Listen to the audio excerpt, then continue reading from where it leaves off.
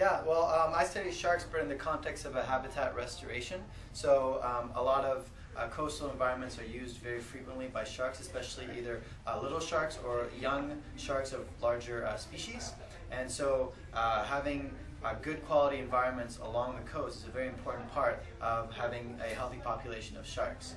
So, but this is not only for sharks, but a lot of fish species, and then actually a lot of bird species use a lot of these environments as well.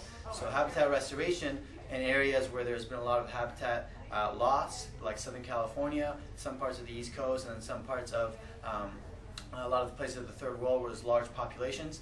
Being able to restore some of this habitat is really useful in assuring the continuation of populations of not just sharks, but birds and fish. All right. What do sharks use these habitats for?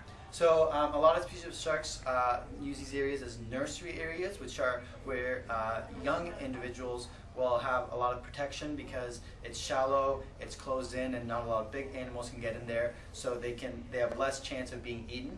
And at the same time, these are usually high productive areas, so they have more chances of finding a lot of food. So both of these two factors allows them to have a bigger survival rate as they grow up to be bigger individuals that can then go to other places to feed, to mate, and all that stuff. But bigger animals sometimes come in here as well to feed, and then sometimes mothers will come in to give birth in these areas, higher water temperatures, higher productivity being the main reasons. All right. You mentioned that a lot of these habitats have been lost. What happened to them? Yeah, well, coastal areas are usually where the majority of human populations are, and so it's prime real estate. So most of the time what happens is just developers want to use the land to build either commercial or residential areas. So you've got a lot of lagoons, bays, estuaries that get filled in and then built on top of. Sometimes it's also for oil purposes. A lot of Southern California development on the coast was for oil purposes, or port and industrial things like that. So it's been over the last century mostly that this has happened, and a lot of places have been completely lost that they're not even recognizable. So sometimes rather than just restoring, we have to actually recreate a whole artificial habitat and try to mimic the same patterns that we see in the natural environments to try to recreate a good enough environment that will attract these populations once again. All right. And that's what your study focused on? Yeah, so my study looked at one species of rays actually called the shovel-nosed guitarfish. It only gets about 3 or 4 feet long in our area. Sometimes it can get to 5 or 6 in other areas. But they use them seasonally during the summer, and they come in great numbers, probably for feeding, but we're not quite sure, sometimes maybe even for giving birth. And so I focused on an area that was completely destroyed. It was completely filled in, and so there was nothing left, and we recreated it all completely. And 3 years after we reopened this area, we came in and we started doing for a whole year both abundance surveys, so looking at how many of these animals there were, and then also tracking their movements and seeing how they're using the habitats. And essentially what we found is that there's a large population, even after 3 years, that was able to use this area, and that they not only came in large numbers, but also stayed in for a long time in those areas, for a couple of months at a time, and probably used it for feeding. But what we saw in our area is that it was mostly the middle class of size classes or age classes. So it wasn't the ones that were just born, and it wasn't the ones that were mating or giving birth. It was kind of the middle class that we found, which suggests that this area is probably still having a lot of development to do. So 3 years is not a very, very long time for an ecosystem to develop, and as it gets older, it'll probably start attracting those other kinds or those other size classes of this species.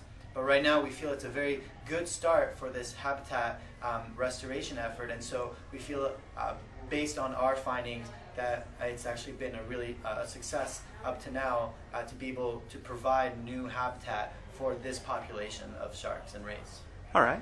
How large is this recreated habitat? It's actually quite small. It's only, I think, 1.5 square kilometers, or another way of 367 acres. So it's not very big, but it just because it's so rare to have this kind of habitat along the coast nowadays, it actually attracted a very large amount of not just our species, but leopard sharks, brown smoothhounds, and then a lot of species of fish, including halibuts, other flatfishes, basses, and things like that. So also a production area for a lot of fish species that are going to be important economically. So they come in, spawn, and then all the animals then can leave and get caught outside. So an economically important area for providing future generations of economically important fish. All right.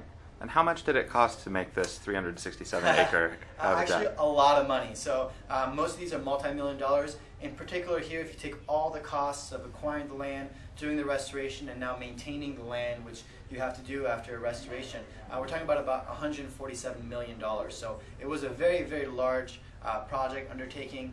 Most of the money came from the fact that every time the Port of Los Angeles that's nearby expands and needs to take over more natural habitat, they need to mitigate that loss by providing funds to restore somewhere else. So that was part of that funds, was to go to restoring this other area that we were working in. And so, but this is not just here that it costs that much. All around the world, these restoration efforts are very costly. So studies like the ones that we did allow us to assess that what we're doing is good and that we're actually able to provide some kind of ecological benefits and not just spending a whole lot of money making something look pretty. All right. Is there anything else you'd like to say about your research or habitat restoration or this species of animals that you were studying? Yeah, just about habitat restoration. It's just that it doesn't need to be something that's extreme. It doesn't need to be everywhere, but definitely having these pockets every once in a while of this natural habitat that is protected will allow us to really keep a lot of bird, plant, and animal species continuing on further down the road. So it's a very important thing to do.